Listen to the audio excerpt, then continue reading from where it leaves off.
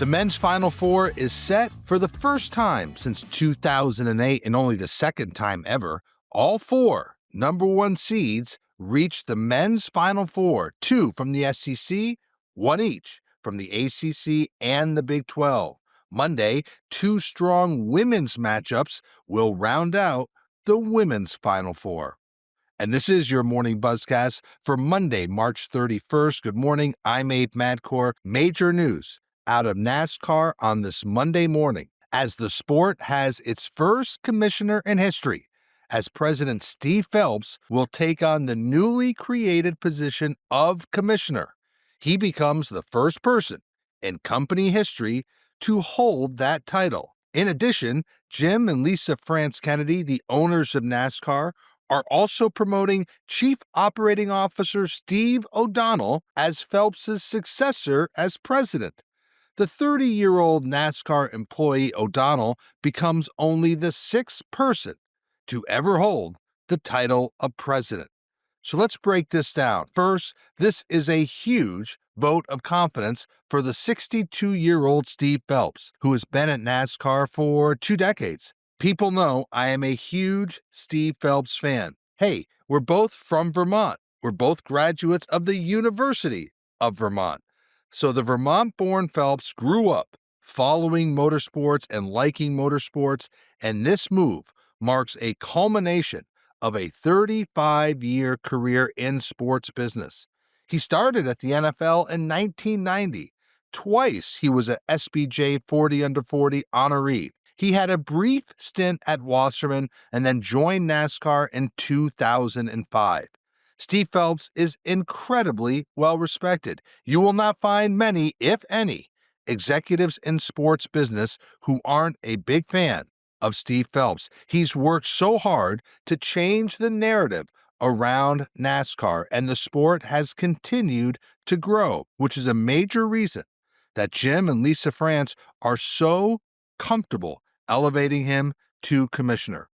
So in this new role, he'll focus on big picture thinking, strategy, and international expansion of NASCAR, and it allows him to really be on a level playing field with other sport leaders like Commissioner Roger Goodell and Commissioner Adam Silver and Rob Manfred and Gary Bettman. For Steve O'Donnell, who knows this sport inside and out, this move allows him to run day-to-day operations of NASCAR, something he had already been preparing for really over the last year. He took on a number of direct reports during that time that previously reported to Steve Phelps. So the bottom line is NASCAR is set with its new leadership team, Steve Phelps as commissioner, Steve O'Donnell as president. So there's continuity, but they each have new positions that should allow these two to work together to continue to grow the sport of NASCAR. So a big day when it comes to the executive leadership ranks and the future of NASCAR. Let's move on. You'll get a fair share of NFL news this week as owners, coaches, and executives gather in Palm Beach, Florida for 3 days of meetings. There's a range of football and business issues on the agenda. Here's what we could expect to see this week. Owners will be asked to vote to extend the flex scheduling policy for Thursday night football through the rest of the Amazon contract. Remember, that allows the league to change out up to 2 Thursday night games late in the season, and teams get about 28 days notice, so they may look to change that. Owners are also expected to approve a $650 million debt waiver for the Buffalo Bills to pay for cost overruns at their new Highmark Stadium. The cost there estimated now to hit $2.2 billion. There'll also be an update on international global market programs. The league will, of course, consider potential rule changes, including expanding the use of replay, changing the rules on kickoffs, and even onside kicks. So a number of different things on the agenda. Last night, Sunday night, Caitlin Clark, Serena Williams, they were part of a panel on the future of women's sports and the growth around women's sports that was hosted by Broncos co-owner Melody Hobson. Other speakers this week, Netflix CEO Ted Sarandos, and Verizon CEO Hans Vesterberg. They'll speak on the future of media. So a lot going on at the NFL owners meetings in Florida. Let's move to college sports. Details emerged from the new 5-year, $54 million contract between the University of Colorado and Coach Deion Sanders. That makes him one of the highest paid coaches in the country.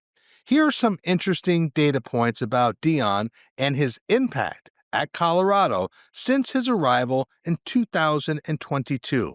First, in 25 games, Colorado has played in front of a sold-out stadium 21 times. That was never the case before he arrived. Colorado has been on National Network TV, or ESPN, for 21 of its 25 games the last 2 years. The school's Instagram account has grown from 60,000 followers to north of 1.1 million.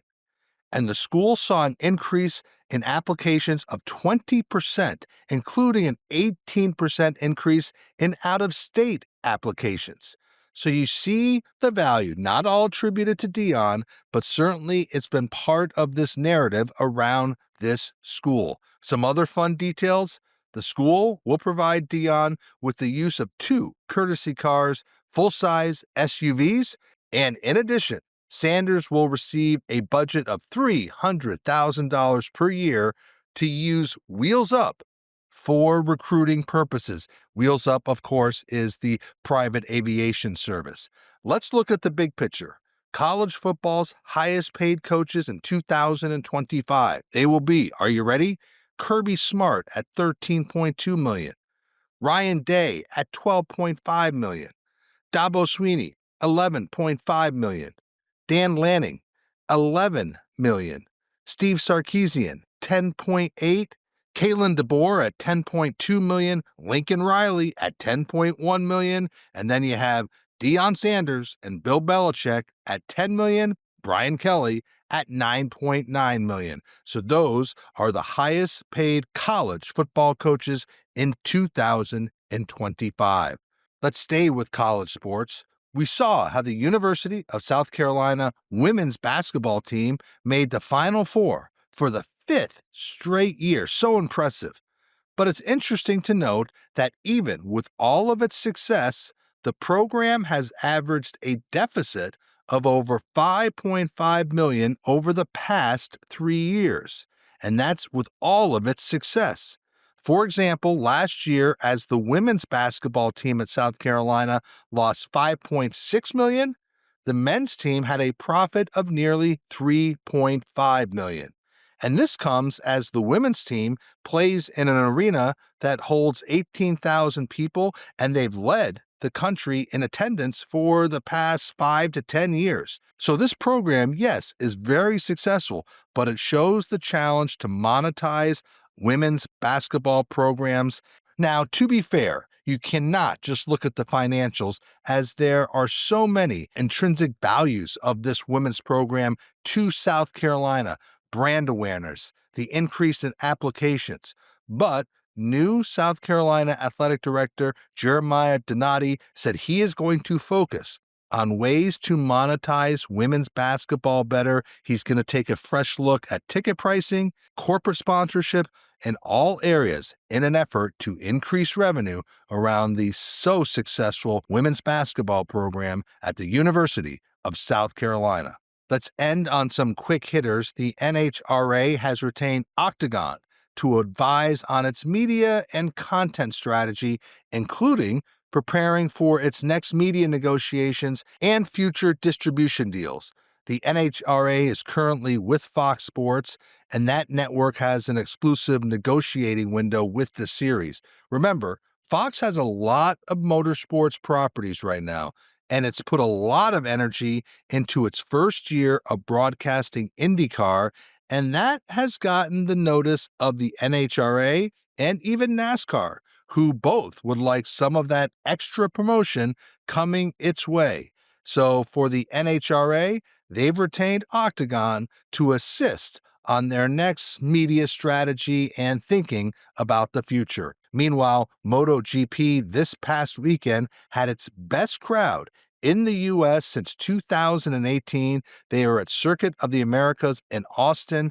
Fox Sports, of course, has media rights to MotoGP. There's a lot of buzz about this series, which is in the process of being acquired by Liberty Media. But their current owner, Dorna Sports, has retained Wasserman to think about lifestyle content creators who have younger audiences as their following. So Wasserman will work on a content strategy, and that is the start of a broader relationship between Wasserman and MotoGP.